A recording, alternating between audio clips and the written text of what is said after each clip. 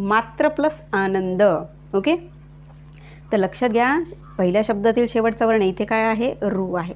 मात्रा कशाची आहे, तर रूची मात्रा आहे, म्हणून हा जो रू हा स्वर आहे इथे घेतला. ओके, आता रू हा स्वर इथे घेतला तर इथे काय राहिलं, मग हलंत त राहिलं. ओके, दुसऱ्या शब्दातील पहिला वर्ण घेतला आपण, इथे काय घेतला, आ. हा आ इथे जशास तसा घेतला. मग या ठिकाणी जे रू प्लस आ या दोघांच्या एकत्रीकरणातून काय तयार होणार आहे, आपल्याला माहिती आहे रा हा यन स्वर तयार होणार आहे. ओके, तर या ठिकाणी लक्षात घ्या, मग हा जो रा आहे या हलंत तला आधार देणार आहे आणि त प्लस राच्या एकत्रीकरणातून काय होणार आहे, त्रा होणार आहे, त्रा. ओके, अशा पद्धतीनं त्रा तयार होतं. म्हणून मात्र प्लस आनंद या विग्रहाची संधी काय झाली, मात्रानंद.